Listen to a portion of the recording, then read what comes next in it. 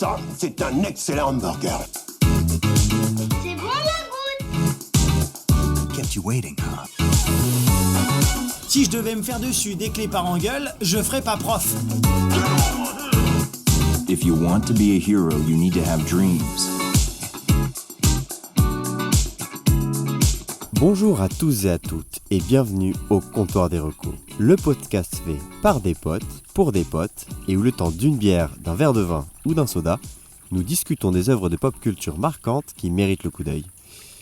Bienvenue dans cet épisode numéro 14, mon cher Jules. Et encore une fois, on a bien fait de checker parce qu'on a eu un petit cafouillage au début. On a eu un petit cafouillage au moment de teaser l'épisode précédent. La première partie, effectivement, de notre fait, oui, parce qu'on n'a pas remarqué l'erreur.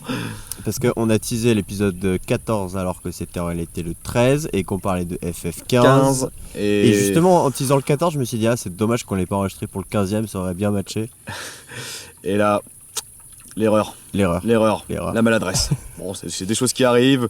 La communication, on a changé notre stratégie il n'y a pas longtemps. Elle est en train de se stabiliser, mais du coup, on est pas mal. Voilà. On est pas mal. Voilà. Vous nous pardonnerez. Peut-être qu'un jour on aura le bon numéro d'épisode sans hésiter, mais... Un jour sans doute, on l'espère. Pour l'instant c'est mal barré. Mais bon, en attendant, on se retrouve, mon cher Jules, pour ce 14e épisode, oui, dans des conditions très spéciales, on peut le dire là actuellement. Assez folle, ouais. Assez dingue. Ça faisait un moment qu'on s'était pas retrouvé, ça faisait depuis l'épisode 1 qu'on s'était pas retrouvé dans un tel contexte. Parce qu'on est où, mon gars ? Eh bien, mon ami, chers auditeurs, on est actuellement en plein cœur et sur le chemin de Saint-Jacques-de-Compostelle. Alors, petite mise en contexte pour les amis proches et copains qui me connaissent, c'est vrai que ça fait quelques années que je fais des parties de Saint-Jacques et je reviens à l'endroit où je me suis arrêté l'année dernière pour le continuer. Et là, cette année, toi, mon cher ami Jules, tu m'as accompagné, et aussi Romain, qui peut-être vous entendrez de temps en temps tousser à la mort, qui actuellement est dans l'attente. On le salue bien, on le salue très fort. Salut Romain, Ave Romain. Ave Romain, force à toi frérot, si tu nous entends. Romain qui en a pas mal bavé, mais qui est arrivé... Strong, on peut le dire. Qui nous impressionne depuis le début de cette marche. Très clairement, on peut le souligner parce que, bon, on peut le dire, toi et moi, on a quand même un petit peu l'habitude... un petit peu roulé notre boss. Voilà. On est vétérans de la marche. Et voilà, exactement. Et c'est vrai qu'on avait depuis un moment cette petite idée de faire une portion du chemin de Saint-Jacques ensemble. Et Romain nous a rejoint aussi pour cette portion de chemin, lui qui a à cœur de découvrir les chemins français et d'avoir les sensations de marche. Et pour une première marche bivouac, quel exploit! Quel exploit. On pourrait faire un podcast là-dessus d'ailleurs. On pourrait parler de la marche de Romain. Ouais, la marche de Romain, l'épisode spécial, elle sera après l'épisode de Blois, tu vois ça. mais du coup... Je l'entends se marrer dans la tente derrière. Ouais, mais ça fait du bien, on a un public qui nous encourage, c'est très agréable. C'est vrai qu'on pourrait développer ça, on fait venir des gens, tu vois, ils rigolent à nos blagues, ça nous encouragera. Ah ouais, ça c'est pas mal, c'est un peu, tu vois, tu sais, comme sur Énergie ou sur Fun Radio, il y a un public derrière qui accompagne pendant les enregistrements d'audition et tout. Ça serait une vraie petite ambiance. Mais oui, du coup, contexte très spécial, parce que cela veut dire en fait que, qui dit qu'on est sur le chemin de Saint-Jacques, c'est qu'on enregistre en direct, pas live pour le coup, mais en direct, en face à face, lors de notre halte, voilà. Exactement, et alors est-ce qu'on peut, pour nos auditeurs, décrire un petit peu l'endroit et le contexte là dans lequel on est, mon gars ? Parce qu'on est quand même, on a un cadre incroyable. Ah, c'est vrai qu'on a un cadre incroyable, et on le mérite ce cadre, parce que déjà, si on peut le dire, c'est notre 4e jour de marche. Pour ceux qui n'ont jamais marché, 4 jours de marche, c'est quand même pas mal. Oui, hein. ça commence un peu à faire. Ouais. C'est vrai qu'aujourd'hui, on en a un petit peu bavé avec le chemin qui était certes magnifique, mais avec des conditions météorologiques assez chaudes. Avec le cagnard, quoi. Le cagnard, ouais, en pleine tronche. C'est monté jusqu'à 32. Donc on a un peu souffert. Mais par contre, voilà, quel contexte. On arrive dans un petit village. Pour vous décrire un peu la chose... Jouic, pour le nommer. On peut, ouais, c'est vrai qu'on peut le nommer. On peut le nommer. À tous les jouicans. Quoi Jouicards. Qui doivent être au nombre de 25, parce que c'est clairement pas très gros. Oui. Ah, c'est vrai que c'est un petit hameau. Très joli. Mais en l'occurrence, Jouic, et nous sommes situés près d'une petite église, à côté du chemin de Saint-Jacques, près du lavoir du village, dans une petite clairière abritée par des petits arbres. Voilà. Ouais. On est dans un cadre qui est clairement magnifique. Derrière un champ de blé, on voit l'église au loin comme ça. Les grillons nous entourent, on les entendra peut-être à la diffusion. Peut-être, sans doute. Et il y a eu un préavis d'orage. Alors normalement il était censé pleuvoir cette nuit. C'est la dernière nuit d'ailleurs qu'on peut enregistrer le podcast. C'est le dernier camp. C'est le dernier camp et on n'a pas encore d'orage. On espère que ça va pas nous tomber dessus. Par contre le vent commence sérieusement à se lever. Donc j'espère à la fois qu'il ne s'entendra pas dans les micros et puis que les micros ne vont pas tomber. Je vois déjà le mien qui tangue dangereusement. Et j'espère qu'aussi on ne se prendra pas de pluie parce que là l'enregistrement sera quelque peu avorté. Voilà, donc soyez indulgents avec nous chers auditeurs. Si jamais on est obligé de couper, on reprendra la diffusion, enfin l'enregistrement de l'épisode ultérieurement. Mais au moins vous êtes en plein cœur là dans des conditions assez exceptionnelles à nos côtés et ça fait plaisir de vous partager ça. Tout à fait. Tout à fait Thierry. Tout à fait Thierry. Alors mon gros team, après t'être bien repé la panse, ça se dit ? C'est disable. Ouais, c'est disable je pense, c'est disible même je dirais. C'est disible. Ouais. Après t'être bien repé la panse, est-ce que tu peux me dire mon gars de quoi on va parler puisque c'est toi qui as choisi ce sujet ? C'est vrai. De notre épisode 14. C'est vrai. Encore une fois on innove dans cet épisode 14 hors les conditions exceptionnelles d'enregistrement. Alors, on va parler d'une série, d'une série de télévision, enfin non, justement pas télévision, mais série sur un site de streaming pour le coup, et pas de toute la série, mais d'un épisode en particulier, d'un épisode très particulier, et bon, on peut le dire, on peut l'annoncer, cette série n'est autre que la fameuse série, peut-être la plus connue qui est sortie sur Netflix, qui se nomme Black Mirror, avec mon magnifique accent. Alors je dirais pas que c'est la plus connue, mais... Enfin, l'une des plus connues. Ouais, l'une des plus connues. L'une des plus connues. Il y a quand même un petit truc qui s'appelle Squid Game qui a... Ah, je connais pas ça. J'ai pas vu ça. Ouais, de toute façon, dès qu'il y a des Asiatiques, je skip. Moi j'ai aussi. On a entendu le rire de Romain avec la blague un peu border. Mais bon, ça fait du bien de dire la vérité de temps en temps. Non, je vais arrêter la blague. Je vais arrêter la blague parce que sinon on va se faire censurer. Enfin, tu vas devoir nous censurer et ce sera pas si drôle. C'est jamais très drôle. C'est toujours avec beaucoup de peine au cœur que je le fais. Bon, en tout cas, oui, au-delà de Squid Game, Black Mirror. Et pour être précis, un épisode en particulier qui s'intitule San Junipero, qui est l'épisode 3 de la 3e saison de cette série. Et gros, on a vérifié avant en plus, c'est toi qui as vérifié. C'est le 4e épisode, frérot. C'est le 4e épisode, ouais. Purée, Ah, c'est terrible. On va mettre ça sur le coup de la fatigue de la marche. Joker. Cette fois-ci, t'as une excuse. C'est parce que. C'est vrai que on l'a dit en plus, vieux, que genre. Ouais, 10 minutes avant d'enregistrer. On doit pas se tromper sur l'épisode. 4e épisode de la saison 3. Excusez-nous, chers auditeurs. Voilà. Pas de soucis, je me fais le porte-parole, il te pardonne. Merci, ça me touche.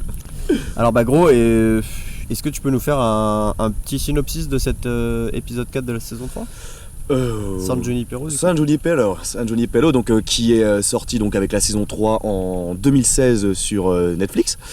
Et pour faire un petit synopsis rapide... excuse-moi, la saison 3 elle est sortie en 2016 ? Ouais, la saison 3 est sortie en 2016. Ça remonte déjà. Ça fait un petit moment. Ça fait un petit moment. Et du coup, pour faire un synopsis rapide, sans spoil, nous suivons donc l'aventure de deux femmes nommées Kelly et Yorkie, qui se retrouvent dans une ville un peu fêtarde qui s'appelle donc San Junipero. C'est une ville un peu mystérieuse parce qu'elle a l'air un peu hors du temps en fait. La première scène, on a l'impression d'être dans les années 80. En fait, c'est ce qui est écrit dans le synopsis, c'est que c'est en 87, je crois. C'est en 87, ouais. Ah oui, effectivement, ouais, dans la description Netflix, oui, c'est 87. Et c'est vrai que c'est une ville. Je sais pas, moi spontanément je dirais on a l'impression d'être sur la côte californienne quoi, mais sans savoir. Ouais, c'est ça, côte californienne, en été ça sûrement. Et du coup dans une ville voilà type un peu station balnéaire avec pas mal de lieux de villégiature, d'endroits où faire la fête, des boîtes de nuit, des endroits où jouer, etc. Enfin jouer aux jeux vidéo, bref, un endroit où on passe des bons moments. Et nous retrouvons donc l'une des personnages principales qui s'appelle Yorkie, qui est dans cette ville, qui a l'air un petit peu perdue. Voilà, donc pour vous décrire un peu le personnage, quelqu'un qui a l'air un petit peu introverti, un peu timide, pas très sûr d'elle, et qui par un concours de circonstances fait la connaissance de Kelly. Kelly qui pour le coup, elle est de visio un peu à l'opposé d'Yorkie, qui semble totalement extraverti, qui est ici pour faire la fête, s'amuser et profiter des joies qu'offre cette ville au final. Et du coup cette rencontre va donner naissance à une relation très complice, on peut le dire. Et tout cet épisode va suivre... Une relation amoureuse. Oui, amoureuse, oui, totalement, complice Disons les et termes. amoureuse, disons les termes. Et finalement, on va suivre l'évolution au fil de cet épisode qui dure environ une heure, on va suivre l'évolution de cette relation. Je ne peux en dire plus pour les auditeurs qui n'ont pas vu cet épisode. Tout à fait, et d'ailleurs on vous encourage à le voir parce que c'est un épisode qui dure Une heure, 50 minutes, quoi, donc pas grand-chose. ça se regarde extrêmement rapidement. Mais voilà, si vous souhaitez ne pas être spoilé, c'est à partir de maintenant qu'il y a un truc dans ta tasse. Frérot, j'ai failli boire mon café, enfin le reste du café, il y avait une guêpe dedans, gros. Il y a une guêpe. Bah un truc chelou, mec, hein. On est d'accord que c'est pas très sain ce truc, hein. C'est immonde. Voilà, C'est pas une guêpe, mais c'est immonde. c'est les aléas de la forêt. Les joies du podcast à la campagne. On adore. Bon, en tout cas, ah mais il y a des petites bêtes qui montent sur ton téléphone là, ouais. Putain, je kiffe. Au calme. C'est génial ce qui se passe là actuellement. Ah bah, c'est les risques. C'est les risques du métier. Mais donc voilà, donc là c'est oui effectivement, on peut ne que vous encourager à le voir vu qu'il ne dure 50 minutes, 1 heure et que on peut dire ce que c'est un peu Black Mirror pour les gens qui ne connaissent pas Black Mirror, enfin pour les rares je pense qui ne connaissent pas.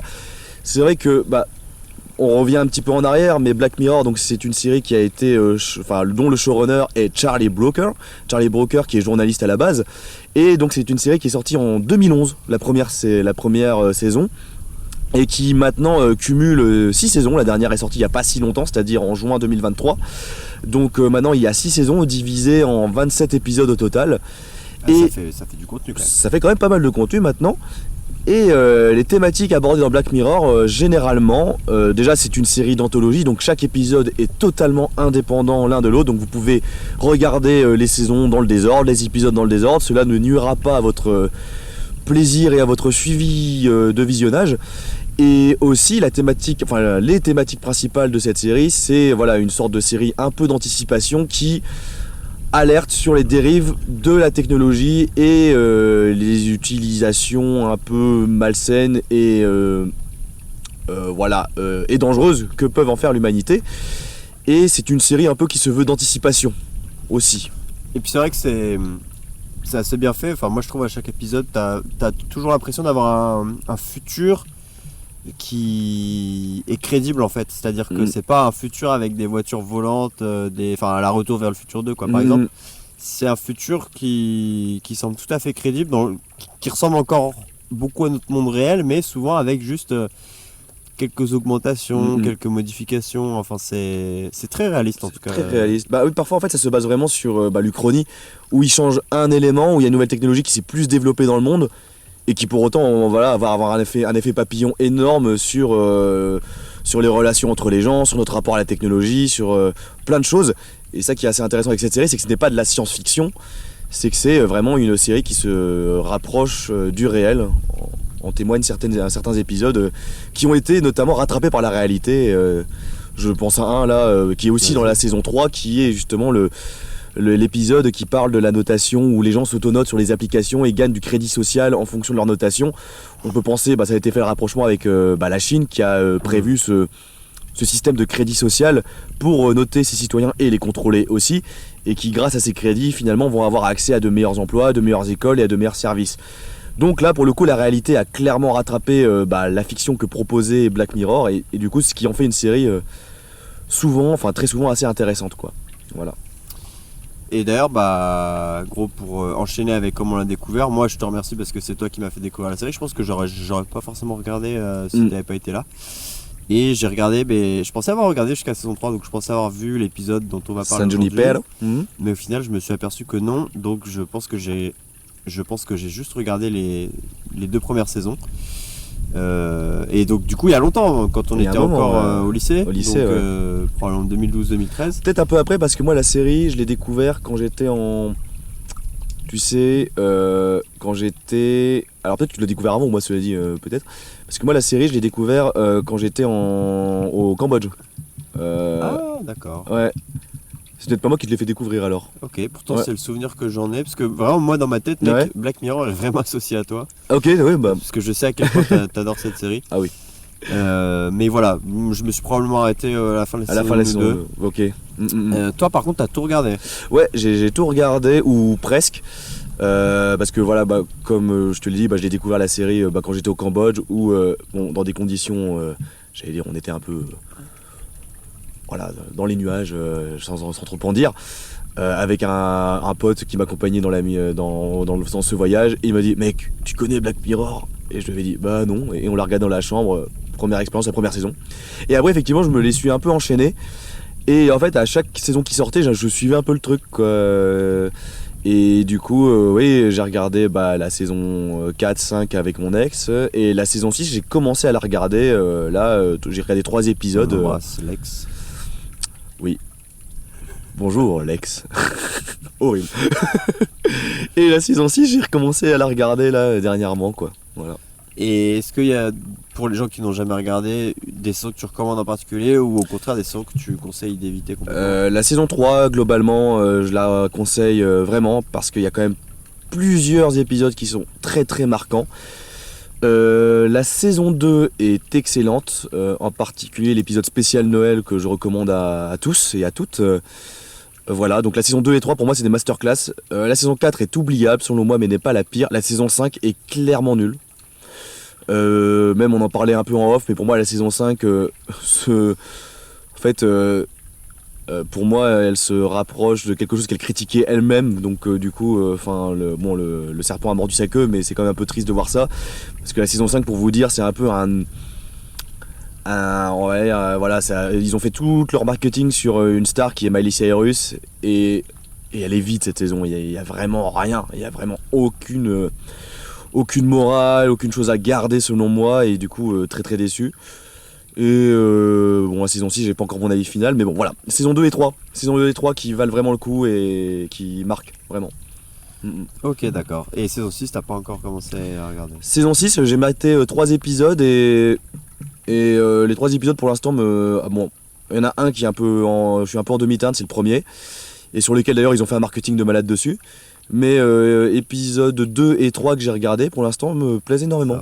Ouais, c'est pas mal, c'est pas mal du tout. Moi, c'était un truc qui m'avait beaucoup impressionné à l'époque où j'avais regardé, c'était que il y a beaucoup d'épisodes effectivement à chaque saison, et c'est la qualité avec laquelle ils traitent chaque thème en fait. Enfin, j'avais l'impression qu'ils arrivaient toujours à trouver une nouvelle idée, un nouveau truc. J'étais vraiment impressionné de l'inventivité en fait pour rebondir et pour trouver quelque chose derrière, quoi. Avec probablement l'épisode le plus marquant avec le Premier ministre britannique. Le tout premier épisode, l'épisode pilote en plus. L'épisode pilote. Ouais. Qui m'avait, c'était un bon premier pas dans la série.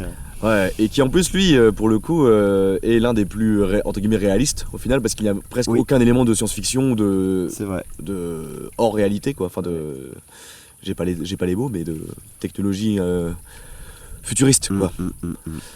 Mais donc bon, voilà un peu, je pense on a fait un petit topo d'ensemble de ce qu'est Black Mirror. On a aussi dit comment on l'a découvert. Est-ce qu'on peut rentrer dans le lard du cochon? Rentrons dans le lard du cochon, mon gars. C'est parti.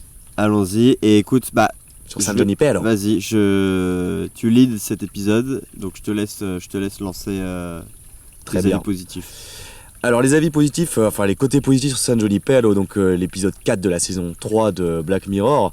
Et est-ce que déjà, peut-être on développe un peu plus le synopsis Je pense qu'on aura besoin. Là, on peut le dire, partons du principe, sinon ça va être très difficile en fait de pouvoir parler librement si on dit pas ça. Je veux dire, là, on part du principe que les gens l'ont vu, ou qu'ils s'en foutent d'être spoilés, parce que sinon on pourra pas trop développer, et ça va être un peu... Enfin, on va faire de la langue de bois et c'est pas le but. Du coup là, spoiler alert, si vous avez envie de le voir et que vous n'avez pas envie d'entendre nos avis à l'avance, skippez une grande partie de l'épisode au final, donc arrêtez là maintenant. Et sinon, si vous voulez nous écouter ou si vous l'avez déjà vu, bienvenue à bord. Bienvenue à bord, exactement. Voilà. Donc on peut développer, donc comme on avait terminé le synopsis sans spoil, on assiste à un amour naissant, un amour qui va se développer entre ces deux protagonistes qui sont Yorkie et Kelly. Et voilà, si on doit un peu creuser, effectivement, on sent que Yorkie est beaucoup plus attaché à cet amour et qui lui semble vraiment important, et qu'on dit que Kelly est plus en retrait, met plus de barrières et aussi dans une optique, on va dire, beaucoup plus légère par rapport Plus à cet frivole, amour, ouais. plus frivole. Voilà, elle a envie vraiment de s'amuser et de s'éclater. Et en ça, on peut voir qu'il y a une réelle, je vais pas dire opposition, mais Une différence. une différence, voilà, ouais, une différence dans la manière d'appréhender cette relation, quoi. Et si on doit encore plus développer, c'est que, comment dire, il y a plein d'éléments en fait qui nous font douter tout au long de l'épisode de la réalité. On oscille, non, c'est même pas qu'on oscille, on est clairement dans le fantastique dans cet épisode parce que, en fait, plein d'éléments temporels, de détails, que ce soit les affiches de cinéma, les pubs qu'on peut voir à la télé. Il y a des changements d'époque très très étranges, qui sont d'ailleurs, c'est totalement explicite, Ouais. c'est totalement explicite. Et du coup, on a un peu cette sensation de voyage dans le temps où on passe des années 80 aux années 70, des années 70 à 90. Il y a aussi ces coupures de temps où on voit que, un peu comme Cendrillon, le bal s'arrête à minuit. Il y a toujours cette optique où voilà, l'horloge là, s'arrête à minuit et pique, fondu en noir, une semaine plus tard. Du coup, il y a des gros codes Ouais. dans la narration. Les scènes à chaque fois sont séparées par une semaine les unes entre les autres, et à chaque fois effectivement quand on arrive à minuit, et d'ailleurs durant toute la première moitié de l'épisode tout se passe la nuit, Tout se passe à la nuit, ouais. et dès qu'on arrive à minuit c'est comme si tout s'éteignait. C'est la fin du rêve. C'est totalement la fin du Ouais. rêve. Et donc effectivement il y a plein d'éléments temporels comme ça qui à la fois nous mettent mal à l'aise et nous font comprendre que il y a un truc qui cloche en fait dans cet univers. Très clairement. Il y a un truc qui cloche et on sent que qu'on est un peu dans l'irréel, quoi. L'irréel. Et là, bon, on va arrêter de tourner autour du pot. Voilà, l'explication, le plot twist, c'est que on apprend qu'en fait, ce monde qui est San Junipero. Chaque fois tu le dis avec une sorte d'accent bizarre. Faut que j'arrête de faire ça, c'est parce que Junipero. San Junipero, parce que Si. J'espère qu'on n'a pas d'auditeurs nos amis hispaniques. hispaniques vont dire non mais c'est quoi ça. Enfin, en plus, j'ai jamais fait espagnol. Tu ne seras pas le bienvenu sur la portion espagnole du chemin de Saint-Jacques, mon gars. Je m'y prépare. Plein de blagues que je vais devoir mettre au fond de moi. Buen camino. C'est du latin. et voilà, et on comprend que San Junipero donc n'est pas la réalité, mais est en fait une sorte de réalité virtuelle où, et là comment l'expliquer, où résident les consciences de différentes personnes, dont deux types de personnes, et ça je te laisse l'expliquer Jules, deux types de personnes, Ouais. deux catégories. Deux catégories de personnes. En fait, il y a une catégorie qui s'appelle en quelque sorte les touristes. Mhm. Et d'ailleurs, ça aussi, c'est un terme qui revient souvent dans le début de l'épisode quand elle parle Kelly et j'ai oublié le nom. Yorkie. Et Yorkie. Elles disent moi je suis juste une touriste. Et c'est bizarre, on sait pas trop, c'est un peu bizarre, c'est un peu nébuleux. Et en fait les touristes c'est tout simplement des gens qui ne viennent à San Junipero que temporairement, donc d'où les coupures semaine par semaine, qui sont obligés en fait, donc ils se mettent une espèce de puce et c'est comme s'ils partaient dans un rêve en fait. Et je crois qu'ils ont droit à 5 heures par semaine, hein, c'est ça ? Totalement, c'est ça, ouais. Donc 5 heures par semaine, leur conscience peut s'évader à San Junipero. Et les deux protagonistes, Yorkie et Kelly, on réalise au bout d'un moment qu'en fait c'est pas des jeunes qui s'amusent en boîte, c'est en réalité des vieilles personnes qui partent dans cet univers pour échapper à leur quotidien. Quotidien, est-ce qu'on détaille leur quotidien ou on revient dessus après ? On peut revenir dessus peut après. revenir dessus après, ok, on peut ça revenir marche. dessus après, ouais. Donc d'un côté voilà, on a les touristes qui peuvent venir que temporairement, et de l'autre on a en fait des consciences de personnes défuntes qui, alors on sait pas vraiment si elles signent un contrat avec une entreprise ou quoi, mais en tout cas qui se voient leur conscience sauvegardée dans une espèce de cloud. Et grâce à ça en fait malgré le fait que leur enveloppe charnelle ait disparu, leur conscience reste vivante dans cette espèce de rêve éternel qu'est San Junipero. Exactement. Elles accèdent en quelque sorte a une vie éternelle Ah, une au forme- final, une forme de vie d'éternité, éternelle. Ouais. Donc oui, c'est là qu'on comprend que, comme tu l'as dit, pour les visiteurs, les visiteurs, donc les personnes qui n'ont accès à qui ne sont pas encore mortes, mais qui ont accès à ce monde que 5 heures par semaine, que c'est aussi un peu un monde de transition pour elles, un peu une version test pour elles, pour décider ou non si elles décident de rester à San Junipero ou pas, et aussi à échapper à leur quotidien assez morose au final.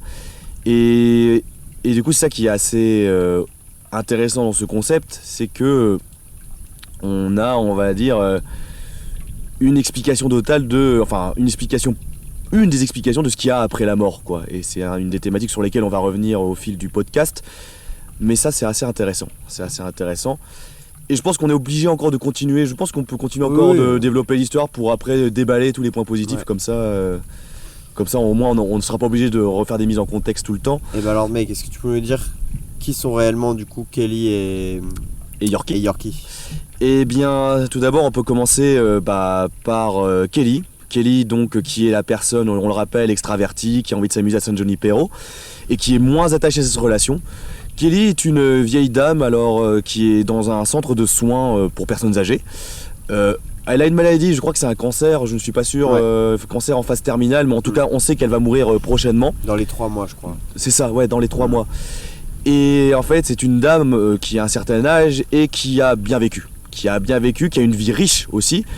Et voilà, qui a été mariée pendant 39 ans, si je ne me trompe pas, à la même personne, qui a donné sa vie, ses années à cette personne, qui a vécu des moments forts, qui a eu une fille qui est morte, je crois, à un âge assez jeune, c'est-à-dire 39 ans, je crois, dans mes souvenirs, ou 29 ans, quelque chose comme ça. Et du coup, cette dame, elle a vécu. Elle est assez âgée, et en fait, son but, pourquoi elle est à San Junipero, c'est effectivement d'échapper à son quotidien morose dans son centre de soins et d'attendre un peu la mort comme ça, et ensuite, on peut le dire, de rejoindre son défunt mari et sa fille décédée dans l'après.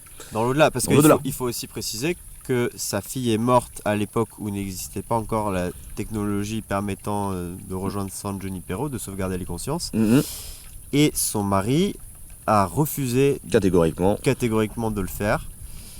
Et elle se place elle-même dans cette optique en fait au final. C'est ça, exactement. Elle se considère que comme une touriste ici, elle a pas d'envie d'y rester après sa mort, quoi.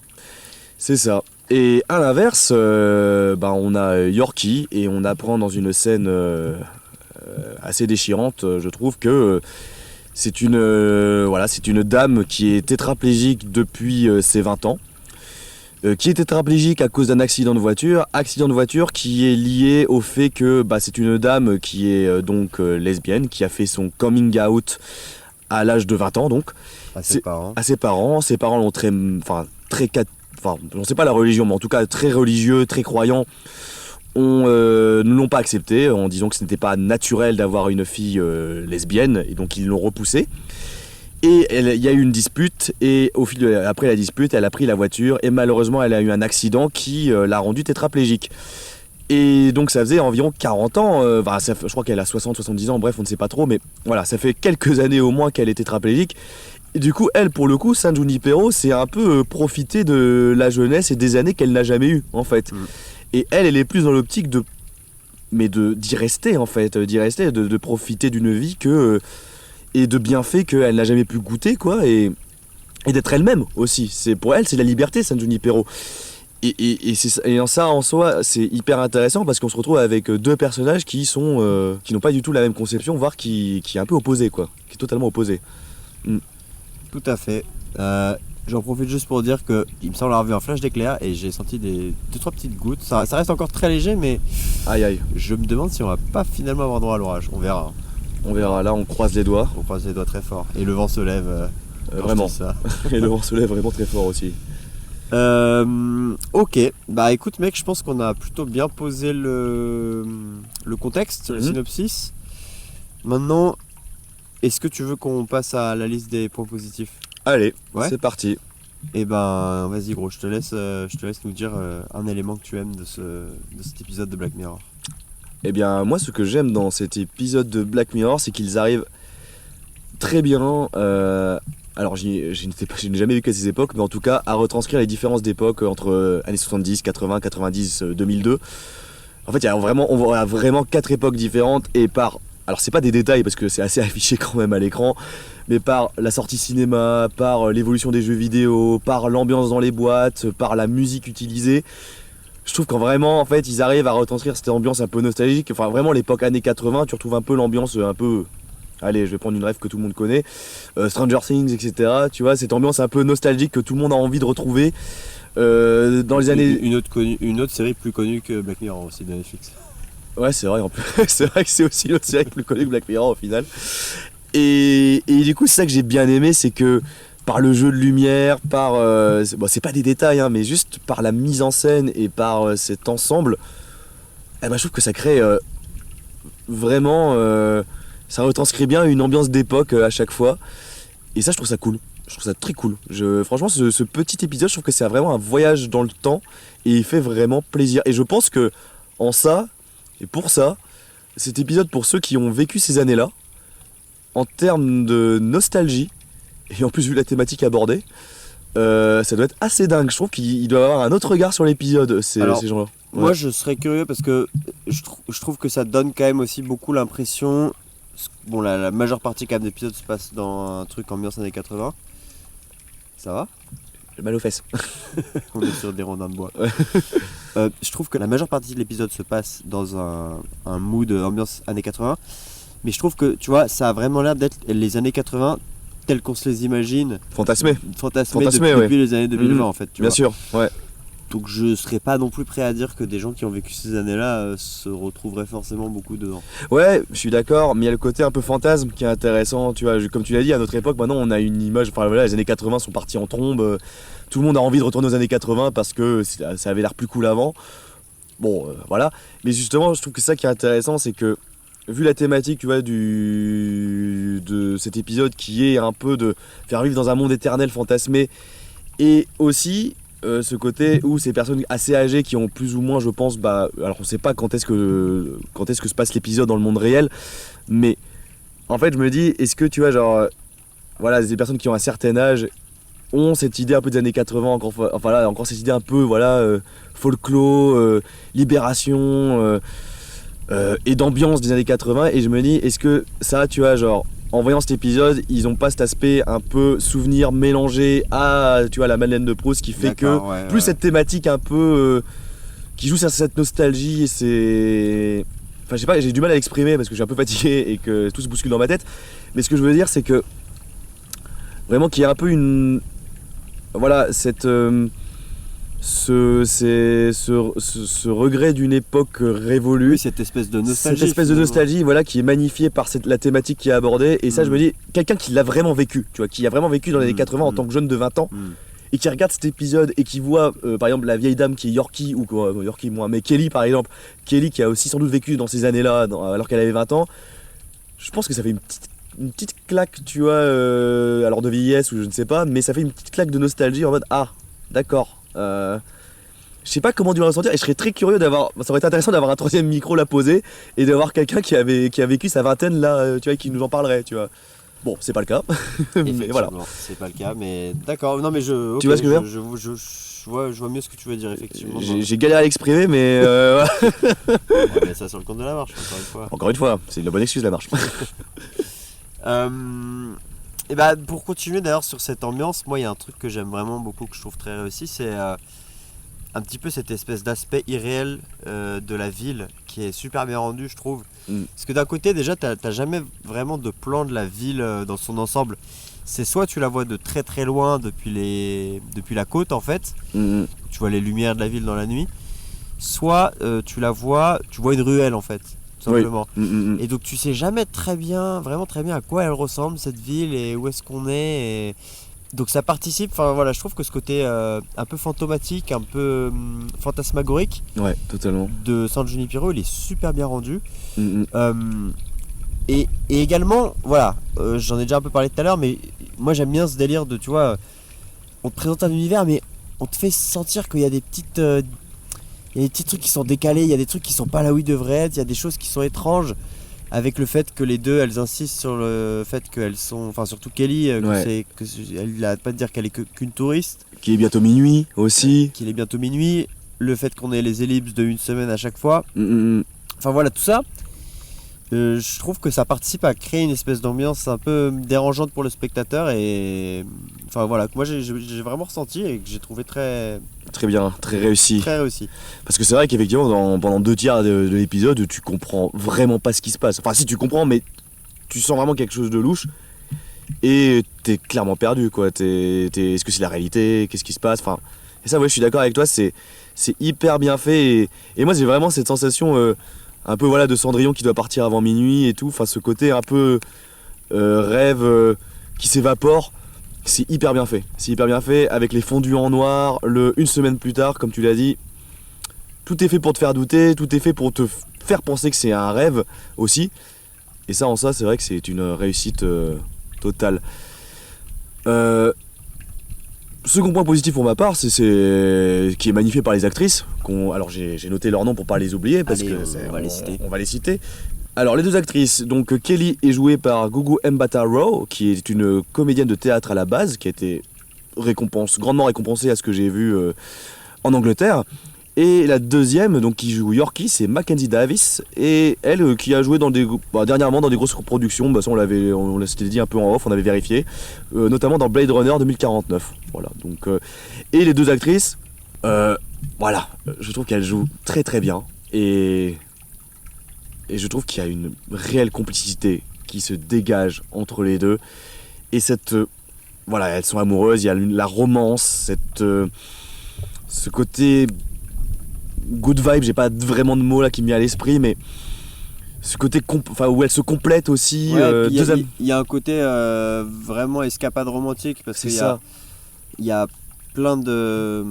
Dans la première scène, on voit que Yorkie... Enfin, dans les premières scènes, pardon, on voit que elles sont toutes les deux dans la boîte et elles se regardent un peu de loin. Et il y a pas Yorkie, mais l'autre.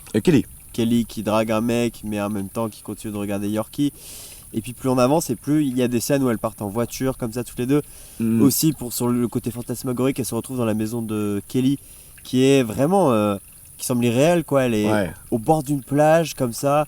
Havre de paix. Complètement ouverte sur l'extérieur, il y a du vent qui passe à l'intérieur de la baraque, comme ça, et tu vois les vagues en arrière-plan qui plongent. Elle a l'air complètement irréelle, cette maison, et elles sont toutes les deux là dans cette espèce de décor de rêve. Et ouais, enfin voilà, il y a vraiment le côté escapade amoureuse qui est très réussi. Et écoute, moi aussi à titre personnel, je trouve que l'actrice, du coup tu vas me redire son nom parce que j'ai oublié son nom, de Yorkie. Alors Yorkie, Mackenzie Davis, et je la trouve sublime. Ah oui, mais elle est magnifique. Physiquement, elle est splendide, quoi. Enfin, et elle incarne vachement bien ce rôle de la meuf timide. Un peu candide aussi. Un peu candide en même temps. Mais tu vois, il y a une scène, tu sais, où elle change, elle essaye plein de tenues différentes et tout avant d'aller en soirée. Et waouh, enfin, elle essaie plein de styles différents et ouais, c'est une belle femme. C'est une femme ravissante. C'est une femme ravissante. Je la connaissais, enfin, je m'étais pas arrêté en tout cas sur elle dans Blade Runner. Mais là, je trouve que elle crève l'écran. Clairement. Et c'est vrai que là, les deux actrices, on sent une réelle complicité rapide entre les deux, un peu girls power aussi, hein, et ça j'ai bien aimé. J'ai bien aimé. C'est validé par validation. Exact. Totalement. Prochain point positif, la bande originale, enfin c'est pas la bande originale, mais les musiques utilisées qui participent à l'ambiance. Ouais, moi personnellement. T'as pas tant marqué toi? Incroyablement, mais...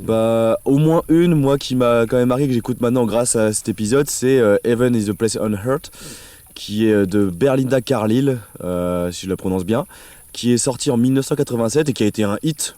C'est de la pop music, hein, voilà. Et en fait, maintenant, grâce à cet épisode, j'écoute tout le temps parce que je trouve que voilà, c'est la musique un peu de fin, même totalement de fin. Et voilà, elle m'a marqué. C'est un petit point positif parce que cette musique m'a marqué et je trouve qu'elle accompagne parfaitement le dénouement final de cet épisode et du coup, j'ai bien aimé. Est-ce qu'elle est plus marquante que Running Up That Hill Dans mon cœur, oui.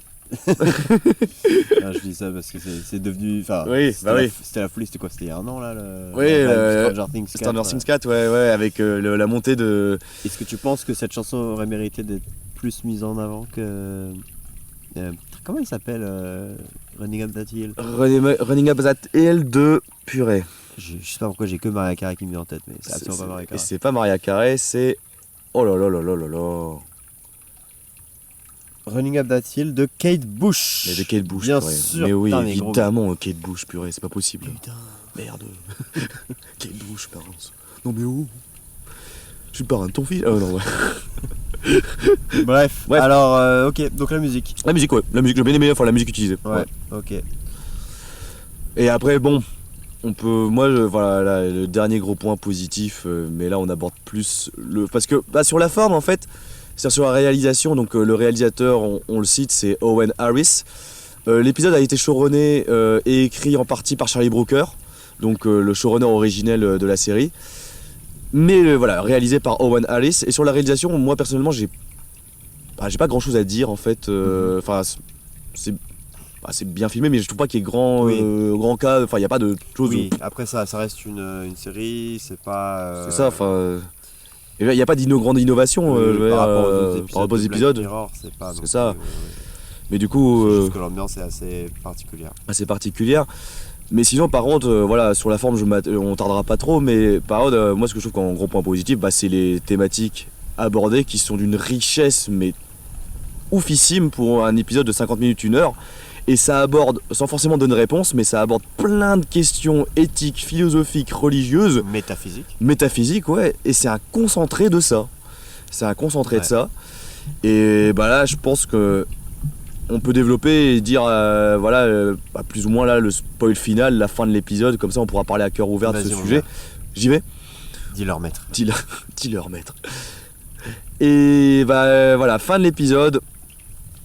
Gros dilemme, parce qu'effectivement, amour naissant, amour qui évolue. Et voilà, comme on l'a dit dans la présentation des personnages et de leur vision de ce qu'est San Junipero, on a Yorkie qui veut rester, qui trouve que c'est magnifique, et on a Kelly qui a la volonté de rejoindre son mari défunt et aussi sa fille décédée. Et en fait, voilà, les filles, donc, alors oui, petite précision. Kelly va visiter Yorkie à un moment donné dans l'épisode, donc la visiter dans le sens la voir dans la vie réelle, sur son lit, comment le dire, dans son lit d'hôpital, voilà, dans son lit d'hôpital immobilisé, voilà. Immobilisé, et du coup va lui dire bonjour, et va lui dire bonjour, va la saluer directement, et en fait là va être pris la décision en fait entre les deux de se marier, donc pour plusieurs raisons. Une raison qui est effectivement de symboliquement sceller un peu leur amour, mais aussi l'autre raison, c'est d'autoriser l'euthanasie de Yorkie, qui n'a qu'une seule demande, c'est de mourir le plus rapidement possible et de quitter ce lit d'hôpital pour enfin vivre à San Junipero. Et elle ne peut le faire que par le biais de quelqu'un, enfin d'un proche. Et vu que sa famille, qui est religieusement engagée, ne l'autorisera jamais, eh bien elle doit se marier pour ça. Voilà. Et du coup, voilà, et là on arrive à un gros dilemme, c'est que voilà, il se marie, Yorkie donc meurt et rejoint définitivement San Junipero. Et là on arrive à une scène où effectivement sa conscience est uploadée dans le cloud. Dans le cloud, et voilà, elle devient résidente permanente. Sauf que effectivement Kelly la rejoint en tant qu'encore visiteur,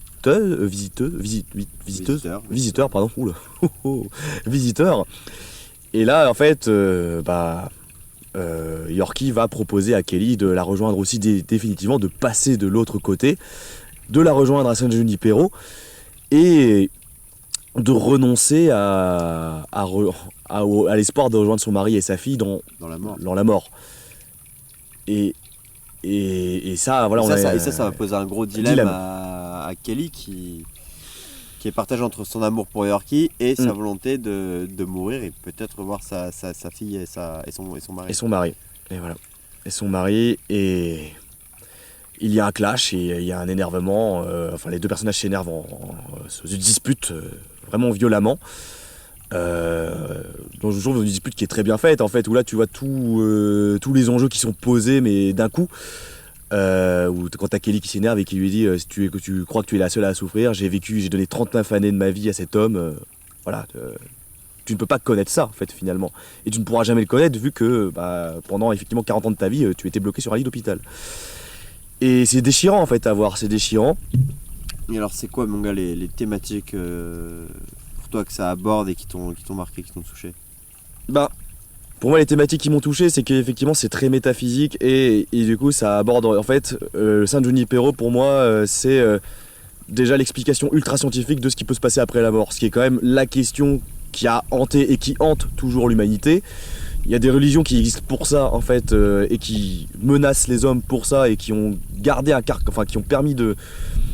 ont déclenché des guerres, mais qui ont aussi permis de stabiliser des sociétés dans le cadre d'un carcan moral par, justement, la menace de cet après. Et du coup là, cet épisode nous propose quand même de quelque chose de, pour moi, qui est assez sombre au final, qui est l'explication, le choix et l'explication concrète, scientifique, d'une vie après la mort. C'est-à-dire que l'humain a réussi à maîtriser l'inexplicable. Et pour moi, c'est vraiment un vide qui rend le truc encore plus vide au final, parce que cette question de pourquoi on est là, etc., de quel est le but de l'humanité, à quoi ça sert de vivre, à quoi ça sert de mourir. Et là en fait là c'est répondu en la petite puce sur la tête, tu vois, on va l'uploader sur le cloud, tu vois.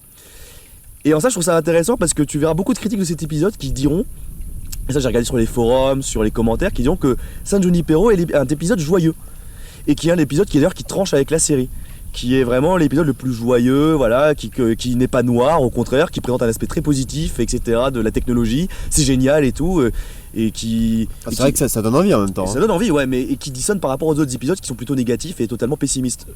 Je suis assez d'accord parce que le ton est abordé par le biais de l'amour, et par la romance, et du coup ça donne un ton très positif à la chose, en termes de grille de lecture, premier visionnage, mais je trouve qu'en le revisionnant par exemple une seconde fois, je trouve qu'en fait il est tout aussi sombre que n'importe quel autre épisode en fait, parce qu'il fait un peu froid dans le dos. Je suis assez d'accord, il fait froid dans le dos et en plus on voit au travers des... Alors déjà, même si on a trouvé dans ce monde-là une solution à cette problématique qui concerne l'humanité depuis ses débuts, qui est ce qui se passe après la mort, on répond pas non plus à la question qu'est-ce qui se passe après la mort, puisque on trouve une solution pour y pallier.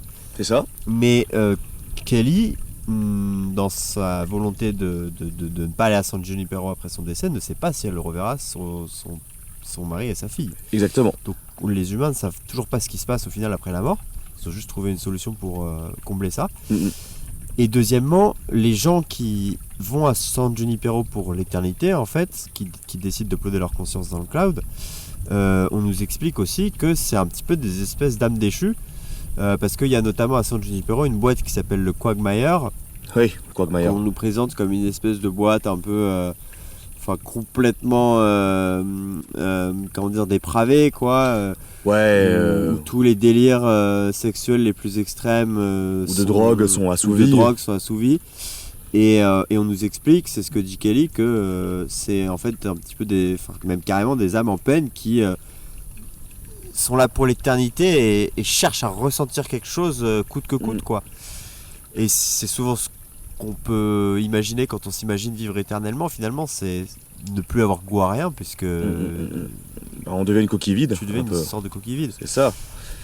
Et donc, en ça, effectivement, je te rejoins sur le fait que cet épisode, il est malgré tout très sombre, parce que cette solution, de prime abord, elle semble quand même assez enviable, mais à bien y réfléchir, et c'est là vraiment, je trouve, la grande force des épisodes de Black Mirror, c'est qu'ils ont tendance quand même à creuser le concept de fond en comble. À bien y réfléchir, est-ce que c'est vraiment si enviable que ça ? Je ne sais pas, la question reste ouverte. Je ne sais pas, et l'épisode n'y répond pas non plus, et ça qui est intéressant, c'est que, spoil final, c'est que le choix de Kelly, finalement, ce qu'il nous a proposé, c'est que Kelly prend le choix d'uploader sa conscience sur le cloud à San Junipero, et de vivre cet amour éternel avec Yorkie. Et c'est pour ça que, en ça, je trouve que cet épisode est très bien fait dans ce qu'il propose. C'est que on peut se dire, ah, cool, cet amour finit bien. Ils vont être amoureux, éternellement. Et du coup, c'est vraiment présenté à la fin avec la petite musique et tout, tu les vois heureuses et tout, c'est vraiment présenté comme la love romance, waouh, c'est le happy end. Mais sauf que voilà, je trouve que ça rejoint ça, c'est qu'ils donnent pas forcément de réponse, et aussi en sous-fond, on va dire, en sous-teint, t'as quand même cette idée de, bah oui, mais un amour éternel, enfin, comme tu l'as dit, voilà, les gens qui sont là-bas deviennent des âmes déchues parce que justement, ils n'ont plus goût à rien ou ont du mal à retrouver le plaisir dans la moindre chose, parce que, comme on l'a dit, San Junipero, c'est une ville d'éternel amusement, mais sans aucune peine, en fait. Sauf que, est-ce que c'est ça vraiment l'humanité et de vivre une vie ? Bah, j'en suis pas certain, j'ai pas forcément la réponse, mais honnêtement j'ai des doutes là-dessus. Et là pareil, est-ce que l'amour éternel entre deux êtres qui malgré tout, voilà, s'aiment, est-ce que cet amour éternel est-il si enviable ? Je suis pas sûr non plus. Mais ça en soi, l'épisode n'y répond pas du tout, hein, et il laisse libre cours à l'interprétation, et ça en soi je trouve ça assez fort. Surtout en 50 minutes, 1 heure en fait. C'est vrai que par rapport au format de l'épisode, d'aborder des thématiques aussi profondes, c'est assez dingue. C'est assez balèze. Ouais. Est-ce qu'il y a autre chose que tu as envie d'aborder, mon gars ? En vrai, je pense que moi, personnellement, j'ai fait un peu le tour des points positifs sur San Junipero. Ouais. Moi, il y a aussi une petite thématique en sous-bassement que j'ai bien aimé, parce que comme on te présente l'introduction, t'as l'impression que tu vas suivre des jeunes, et en fait qui sont un petit peu, enfin notamment pour Kelly, un peu débridés quoi. Et au final tu t'aperçois que c'est des vieux, et je trouve que ça aborde aussi la question du désir des vieux, qui est rarement traité. Et tu vois que en fait ils ont envie de s'amuser comme ils s'amusaient quand ils avaient 20 ans, et de s'aimer et de se désirer, et enfin voilà, c'est rarement abordé dans le cinéma ou dans les séries, et je trouvais ça intéressant d'avoir ce regard-là aussi sur voilà, nous, on a beau être des sages, on a quand même un jeune âge, et donc tu vois, de s'imaginer, enfin de se rendre compte que le désir ne s'arrête pas une fois passé la quarantaine ou la cinquantaine, quoi. Totalement. En sachant qu'effectivement, San Junipero est le reflet de leur passé, enfin le reflet très fantasmé de leur passé, et que du coup c'est l'expression de leurs envies, et du coup c'est ça t'as raison, qui est hyper touchant. C'est qu'en fait, comme tu l'as dit, c'est des personnes qui rêvent de revenir à l'âge que l'on a actuellement en fait, et ouais, non, c'est hyper touchant. Enfin, je pense que j'aurais du mal à définir toutes les thématiques abordées, mais ça en fait clairement partie. Ils abordent aussi même si c'est pas vraiment explicite, enfin si c'est explicitement dit, mais c'est pas le thème principal, mais même ne serait-ce que la question de l'euthanasie, comment finir sa vie, comment finir sa vie dignement, enfin là des questions actuellement plus qui sont très d'actualité, parce que même en France là on en discute, c'est un débat, et d'ailleurs je suis très content qu'on ait ce débat là actuellement dans notre société, quoi, de savoir comment finir sa vie et comment la décider. Même là aussi un autre truc qu'on n'a pas trop cité, mais pourtant qui est voilà le cœur de cet épisode, tout ce qui est LGBT. Enfin, je trouve que cet épisode quand même est aussi un beau cri de cœur aussi à la communauté LGBT, et notamment aux les couples lesbiennes. Et du coup en plus c'est fait de manière à ce que voilà, je trouve que c'est assez entre guillemets juste. Alors je sais pas, mais je trouve que le ton est bon. Et notamment avec Yorkie qui se trouve tétraplégique, etc., par le rejet de sa famille, ça montre, enfin, c'est pas le thème principal encore une fois, mais pour moi ça montre aussi tous les dégâts que peut faire, on va dire, l'enfermement d'esprit et le manque d'ouverture par rapport à l'orientation sexuelle des personnes. Je veux pas dire que c'est dans 2000 parce que c'est affiché, mais c'est pas le thème principal, mais je trouve que ça, pour ce coup, ça m'a profondément touché aussi. Et pour ça, cet épisode est ultra riche. En fait, on pourrait en parler pendant. Je pense qu'on pourrait avoir plusieurs discussions parallèles pendant des heures, et c'est ça qui serait hyper intéressant, quoi. Ouais. Et une dernière thématique que j'ai envie d'aborder avec toi, c'est cette question de la vie après la mort, et du fait que ta conscience elle soit uploadée comme ça dans un cloud. Ça va, je t'ai pas balancé l'insecte. Non, c'est bon. Je crois qu'il est entre mes pattes maintenant. Okay. Ça va, tout va bien. En fait, on a 2 insectes qui arrêtent pas de l'embêter, en fait. Je les pousse et ils remontent. On sait même pas ce que c'est comme insecte. Je sais pas ce que c'est, ouais. En fait, j'ai pas forcément envie de savoir d'ailleurs, mais bon. Bref, une thématique que je trouve vraiment intéressante aussi, à laquelle j'ai beaucoup pensé en regardant l'épisode, c'était un petit peu cette question de finalement qu'est-ce que c'est un être humain? Est-ce qu'on est juste un esprit ou est-ce qu'on est de la chair ou est-ce qu'on est un mélange des deux? Parce que voilà, le parti pris dans l'épisode, c'est finalement de dire que voilà, on upload ta conscience. Est-ce que tu es toujours humain quand tu n'es plus qu'une conscience dans un système de cloud en fait, séparé de ta chair? Je sais pas, enfin moi ça m'a fait bizarre. Ça turlupine, ouais. Enfin ça te fait réfléchir. Parce que tu vois, si je sais pas, si tu transfères ton âme en données informatiques et mathématiques, finalement tu deviens une sorte de programme en fait, une sorte d'IA qui reflète d'algorithme avancé quoi, mais c'est ça. Ouais. Du coup, est-ce que c'est encore toi ou pas? Et du coup, en ce sens-là, ce film m'a énormément fait penser au film Her. Je sais pas si tu Si, oui, tu l'as vu, je l'ai vu, oui. Où c'est un peu la même question. C'est en gros un type qui tombe amoureux d'une IA. Une IA extrêmement réaliste, c'est pas ChatGPT. Et il vit sa relation, enfin voilà, comme si c'était une vraie femme. Et pour moi, ça pose vraiment la même question. C'est est-ce qu'un programme informatique extrêmement avancé qui répliquerait la conscience humaine est toujours humain ou pas? Ouais, et ça c'est un vrai débat d'actualité aussi, parce que je pense que ça résonne, tu parlais de ChatGPT, mais c'est vrai qu'on se souvient alors c'est pas qu'on se souvient, mais il y a quand même l'un des développeurs de Google qui a été créateur je crois de la machine learning, justement des IA qui réfléchissent et apprennent en fonction des bases de connaissances qu'ils assimilent, et qui disait que justement le grand danger actuellement ce serait qui mettait en garde face à ce genre de programme. Et alors pourquoi mettre en garde? Parce qu'on pourrait dire que c'est une avancée, mais ça rejoint un peu cette discussion là, c'est qu'est-ce qui fait de nous des humains? Est-ce que c'est le fait de réfléchir, d'avoir conscience de soi-même, ou bien même est-ce que voilà, ne serait-ce que pas des petits stimulus, programmes, enfin j'y connais rien non plus, mais est-ce que ce serait pas ça qui aussi, cette conscience n'est pas juste liée à est-ce qu'elle ne pourrait pas être même, comme tu l'as dit, refondée et recréée par un programme? Moi je trouve ça un peu flippant. En vrai, je trouve ça un peu flippant, et c'est vrai que cet épisode l'est tout autant, parce qu'en fait là il le résume, ta conscience, en fait un truc que tu peux uploader, donc ouais. Et en fait, pour moi ça désacralise tout. En fait, ça vraiment, il a le côté mystère, etc. Alors, c'est vrai que pour moi il y a une part, j'aime à croire qu'il faut garder une part d'inexplicable dans le monde, parce que j'aime à croire qu'aussi ça nous rend un peu humains de ne pas tout comprendre et de ne pas pouvoir tout expliquer. Et ça va être hyper réac ce que je vais dire, mais le fait de vouloir trop avancer, aller trop vite, et notamment avec toutes ces nouvelles technologies qui sont en train de se développer, alors qu'ils sont pas à ce niveau-là, mais qui commencent on est dans l'anticipation. On est dans l'anticipation, donc ouais, et qui commencent à poindre leur nez et à plus ou moins imiter des comportements, à plus ou moins réfléchir et à imiter le système neuronal de l'être humain, à vouloir tout expliquer, à vouloir être dans l'ultra scientifique, et ben en fait on en devient un monde, j'allais dire, assez gris. Enfin, je sais pas comment le dire autrement. Je vais faire le rattachement à... Alors là, le parallèle va être hyper chelou, mais un jeu vidéo qui s'appelle Bioshock, qui justement critique ce genre de...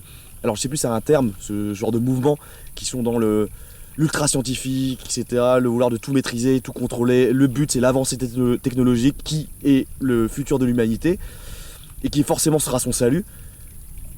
Ça me fait un peu peur, tu vois, genre c'est bon en fait, le vouloir, cette volonté de tout rationaliser, etc. De dompter ce qui semble être indomptable, comme la mort là en l'occurrence. Là en l'occurrence, moi non, je suis pas pour ça en fait. C'est pour ça que j'en discutais notamment avec Mathieu, qui lui, et on a discuté sur le transhumanisme, le fait de voir des modifications type prothèse, etc., pour pouvoir rallonger sa vie. Moi je suis contre ça en fait, je suis contre ça parce que là on touche pour moi du domaine alors ce que vous voulez, du religieux, pour moi c'est du domaine du sacré, entre guillemets. Et je pense qu'en fait il y a des grandes limites, d'où l'éthique, pourquoi à chaque fois on a là dans la société, pourquoi on a on a le Conseil national d'éthique en France qui permet de discuter dans les grandes avancées, etc., notamment pour la GPA, la PMA, hors tout débat religieux politique, Pourquoi on a ce genre de Conseil national d'éthique? Pour mettre parfois un haut là, pour dire, attendez, est-ce qu'on va pas parfois un peu trop loin?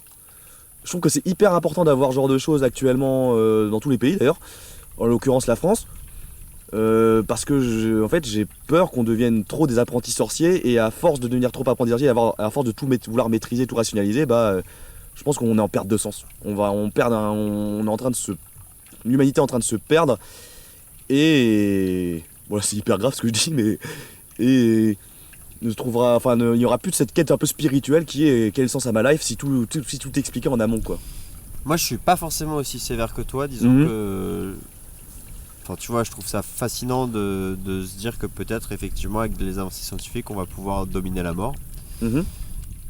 Simplement, voilà, est-ce que parce qu'on arrive à le faire, on doit le faire? Est-ce qu'on doit, du coup, l'étendre et en proposer une solution qui est viable à l'échelle de la société? Ça, c'est encore une autre question. Autre débat. Pour moi, le progrès scientifique est une bonne chose en soi, et qu'on aille aussi loin qu'on puisse, mais... Voilà, maintenant, ensuite, comme tu le dis, est-ce que parce qu'on arrive à faire des choses complètement incroyables, il faut absolument les démocratiser? C'est peut-être pas forcément le cas pour tout. Voilà, on est vraiment sur de la discussion de comptoir, mais ça tombe bien puisque vous êtes au comptoir des recos. On reste dans la thématique. Donc voilà, bah écoute mon gars, je pense qu'on a fait le tour des points positifs. Je suis d'accord. Est-ce que tu as des points négatifs à aborder?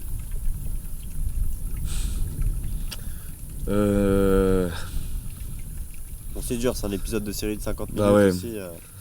Non, en vrai, j'ai pas envie d'en dire un pour en trouver un, parce que là, de mon ressenti, Oui, j'en ai pas. pas si ça vient C'est pas, ça. C'est comme, voilà, faut pas se forcer, quoi. Tu vois, j'ai l'impression quand je suis fatigué, j'évite plus les blagues, tu vois, genre de nul. Oui, parce que tu sens qu'elle va être vraiment IH. Ouais, il y a vraiment le comité de censure qui est en mode non mec, évite s'il te plaît. Mais non, je vais pas en chercher, parce que non, cet épisode m'a marqué assez profondément, donc et franchement là comme ça j'ai pas de défaut de points négatifs. Donc du coup je te laisse la parole. Est-ce que toi mon Jules, tu as des points négatifs en fait à citer? Pas vraiment un point négatif, mais plutôt une interrogation que je me suis posée. Enfin, j'aurais peut-être aimé, bon encore une fois c'est un épisode de 50 minutes hein, donc voilà, mais que j'aurais aimé voir un peu plus développé, c'est-à-dire que en fait ce service qui est offert hein, d'aller à San Junipero, d'uploader ta conscience, et en fait une fois que ta conscience est uploadée, voilà, on a un plan où on voit une espèce de machine qui met la petite puce comme ça dans un mur avec plein d'autres puces autour. Et je me dis mais enfin ça a l'air d'appartenir en fait à une compagnie privée, mais qui est-ce qui gère ça, comment ça marche, est-ce que tu vois, typiquement ça m'a fait penser en Asie, au Japon notamment, dans les temples bouddhistes, tu as des espèces de petites tu vois, dans les murs, tu peux avoir dans certains temples des espèces de petits, pas des pendentifs, tu vois, mais des petits objets qui symbolisent une personne, une famille. D'accord, ok. Et t'as des murs entiers comme ça, voilà, avec plein de petits... C'est comme des espèces de mini cimetières dans les murs. Dans les murs, d'accord. Ouais. Et en fait, les familles payent des concessions pour que ça reste en place. Et donc voilà, je me suis posé la même question. Je me suis dit, est-ce que du coup le défunt doit payer une somme? Est-ce qu'il y a un c'est contrat? Sa famille qui reste, est-ce qu'il y a un contrat? Et le fait que ça se soit pas vraiment abordé, enfin voilà, je me suis tout simplement demandé comment est-ce que tout ça fonctionnait. Ouais. Surtout que voilà, ça a l'air d'appartenir à une entreprise privée, donc c'est pas, enfin je pense pas que ce soit un service gratuit. Et d'ailleurs, les deux femmes, elles sont soignées dans des centres de santé qui ont l'air extrêmement avancés, donc je pars du principe qu'elles sont plutôt riches. Oui. Et donc voilà, je me suis juste posé cette question-là, ouais. C'est vrai. J'aurais aimé voir un peu plus abordé. En fait que le lore, si le lore soit un peu plus étendu, quoi. Voilà. Ouais. Mais bon, ça laisse place à notre imagination. Effectivement. Bon bah pas attends, Voilà pour moi mon team. Bah parfait. Donc ça fait plaisir de renouer avec des épisodes d'un peu plus courts. Exactement, parce que là, attends, honnêtement, là on est à quoi là? On est à 1h07. On est à 1h07. Soit l'introduction de Final Fantasy XV. Ouais, exactement. Non mais c'est cool, effectivement, là on revient après un épisode de 4 heures, on revient à un truc un peu plus condensé, c'est pas plus mal. C'est pas plus mal. Et bon, on a de la chance pour le moment, il ne pleut toujours pas. Ouais. Il y a juste un petit vent. Mec, tout simplement, à qui tu recommanderais cet épisode? Bah déjà effectivement aux gens qui ont commencé Black Mirror, continuez, comme à toi je te l'ai conseillé, continuez, la saison 3 est magnifique, cet épisode, l'épisode 4 donc vaut vraiment le coup.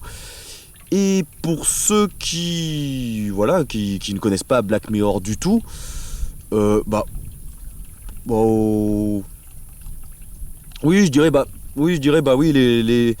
les personnes qui les personnes qui globalement ça s'intéresse un peu à la dystopie, au futur. Enfin voilà, ces histoires, moi j'adore les uchronies. Enfin tu vois, genre par exemple, tu vois, t'as une chaîne YouTube qui s'appelle Alteris qui parle d'Uchronie, qui modifie un truc dans le temps, enfin une loi qui développe un truc, et paf, ça change toute l'histoire. Et ça, par exemple, ce genre de choses, je pense que ça peut plaire à ce genre de public qui sont un peu fans d'Uchronie, de monde un peu futuriste, mais pas trop non plus, qui ne sont pas entre la science-fiction, etc.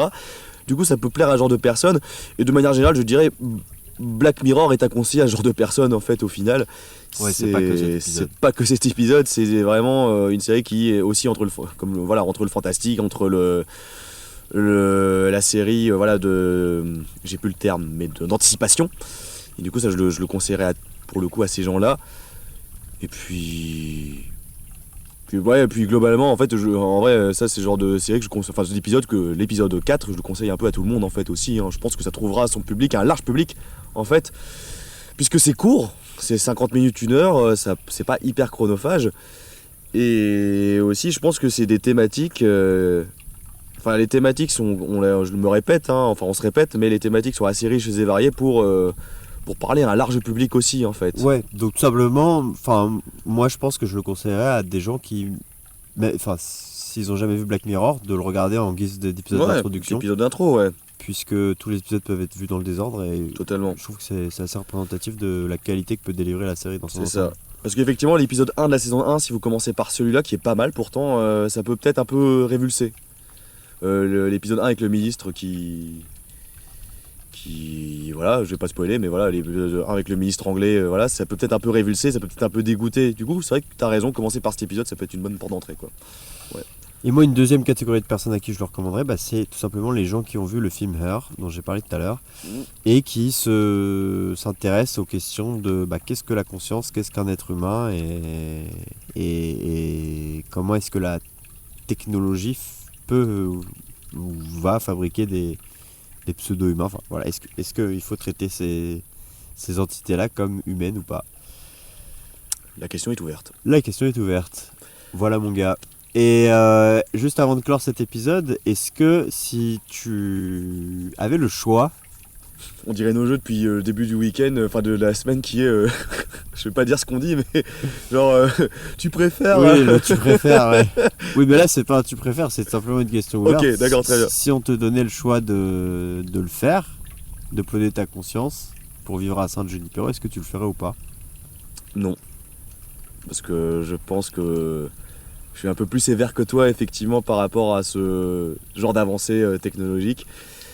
De manière générale, et du coup non. Je préfère la vie éternelle d'une manière ou d'une autre, je ne suis pas pour, et je préfère voir l'après. Okay. Mais d'ailleurs ça c'est un des trucs qui n'a pas été abordé dans le lore et que j'aurais aimé savoir, c'est si, peut-être qu'elles en ont parlé en fait, je me souviens plus très bien, mais parce qu'on dit c'est la vie éternelle à San Junipero, etc. Mais est-ce qu'à un moment tu peux te dire j'ai envie d'arrêter, j'ai envie qu'on débranche ma conscience? Et justement, en fait là ça rejoint un peu la question que tu te posais. Est-ce que c'est un contrat par exemple pour 5 ans, 10 ans, etc. Ouais. Alors peut-être qu'il te débranche. Ouais. Ou bien est-ce qu'il demande... Alors peut-être que j'ai raté un truc, hein, mais je sais pas. Après peut-être qu'effectivement ils peuvent te débrancher, etc. Ça oui. Je sais pas, en vrai la question reste très floue, très floue, à moins que j'ai raté quelque chose, mais voilà. Donc non, je ne le ferai pas, mais je te retourne la question, toi, Jules. Est-ce que tu uploaderais ta conscience à San Junipero pour acquérir cette vie éternelle Alors j'aimerais être aussi probe et intègre que toi, et dire non. Mais je pense que si j'étais réellement confronté face au choix, je le ferais peut-être. Tu le ferais peut-être, d'accord. Je le ferais peut-être, mais du coup voilà, ça serait aussi dépendant de ce genre de conditions que je viens d'évoquer. Est-ce que au bout d'un moment tu peux être débranché, si jamais tu... Visiblement non, puisqu'il y a ces âmes damnées là dans San Junipero qui cherchent tous les plaisirs. Après on sait pas si justement ils peuvent être débranchés après, etc. C'est pas dit non plus. C'est pas dit, c'est vrai. C'est pas dit. Et mais tu vois, pour moi je pense que une des conditions de faire ça, ce serait de pouvoir être dans ce monde avec les gens que j'aime beaucoup, donc avec une bonne bande de copains comme celle avec laquelle on est en train de marcher, avec peut-être l'amour de ta vie, si l'amour peut durer pour l'éternité, je ne sais pas. Mais donc voilà, ça me ferait très mal au cœur que du coup toi tu refuses parce que mec, on pourrait enregistrer des podcasts pour l'éternité. Et oui mec, mais bon tu es un peu la Kelly et moi je suis un peu son mari décédé. Très joyeux. Très joyeux. Non mais cet argument est totalement valable et s'entend superbement bien. Mais ouais mec, je sais pas. Non je pense pas vraiment. Même avec ça je ne pense pas. Je ne pense Faut pas. que je me trouve un autre compagnon d'éternité alors. Eh oui.